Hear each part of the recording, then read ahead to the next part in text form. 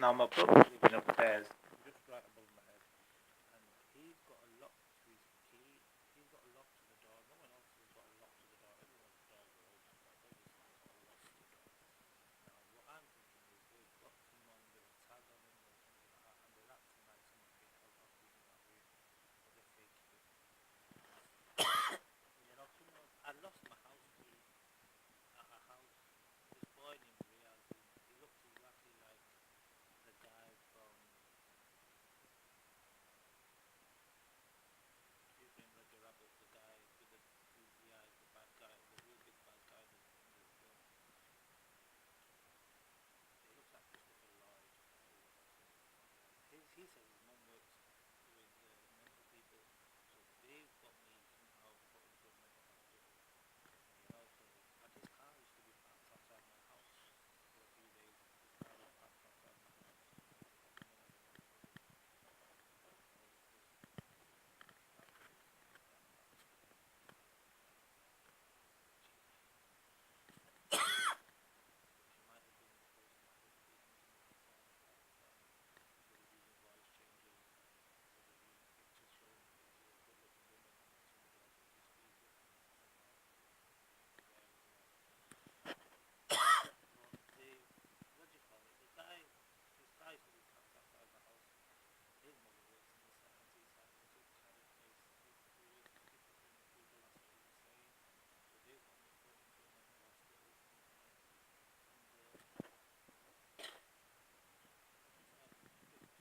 Yeah, I lost my house key in his flat. There was three people there. There was these adults here. There was Zako. There was me. I think Muti was there. A guy named Fuad. I called him Muti for some reason. And Riaz. And I lost the house key there. Ever since I think they've been breaking into my house, I can't change it back. I can't change this lock at all. Honestly, that. And they've got hostages in Pakistan. They're holding our relatives hostage in Pakistan. They've been doing it since 1947. I'm thinking they've made a fake scenario of making it look like one of their us being held hostage. It's hard to say. I know one thing for sure. My brother already hates me more, and he hates me because we didn't want his white wife or his white wife's daughter in our house. And the only reason we didn't want her in our house is because she's a drug addict. She was acting like she converted to Islam. She converted to Islam. I don't know. It looks to me that she was just a drug addict, and he had a drug addict who was living, and he married her or he had a baby, and then he brought her to the house, and like mum said, she showed me here. I said she showed me here. And ever since then, me and mum have just been victimized. But it's white people in that sense, but there is a population, about 10% of the white guys that are giving us a hard time, and there's a healthy Palestinian community that's giving us a hard time. So they've got, I don't know if he's got someone in his room acting like they're being held hostage, or he's just snuck his wife in and she's living there and he's just constantly on drugs. Because we used to have a house, I think Elizabeth Street, Queen Street, on Elizabeth Street, they made new houses or something, and my brother got a mortgage there, and he used to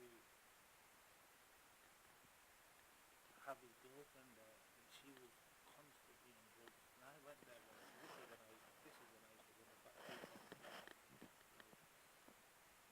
So I went there and I asked him, you know what? I'm working in a factory. It's just me alone, and the machines do all the work. Really, the machines do all you have to do is change the yarn.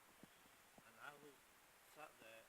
No, I rolled up to his house on a bike, and I said to him, "Come and help me, because I'm on my own. You do half the shift, I do half the shift. Mum's opened a factory, we should run it." And he told me to fuck off, and he told me never to come to his house again.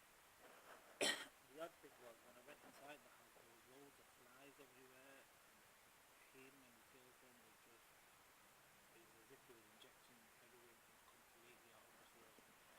So I don't know if he's got his girlfriend living upstairs now. I don't know, but or his daughter's living there, or he's got someone else in there. But I just get the feeling they're framing me. I don't know if they actually are framing me in this sense that someone's being held hostage.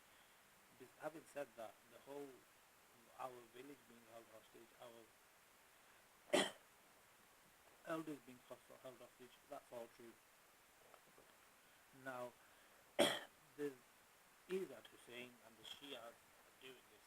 I know this for a fact because the Shia Sunni strife in Pakistan, the migrants are all Shias, the MQM, what you call them, they're all Shias, and they just, I don't know, they seem to have the media in their pocket, but they do seem to be torturing our elders and our village elders. My elder's name was Haji Qurban. You know, we have, they think Haji Qurban, yeah, that's it. Haji Qurban Hussein is what his name was. But that doesn't mean we sacrificed Hussein. That's just a name. You know, so the Shias seem to think, look at the name and but we're just walis. We've not sacrificed anyone or anything like that. It's just a name. So you'll find loads of Qurban Hussein in this world. Either that or they've named him Qurban Hussein. I don't know, but that guy got tortured to death.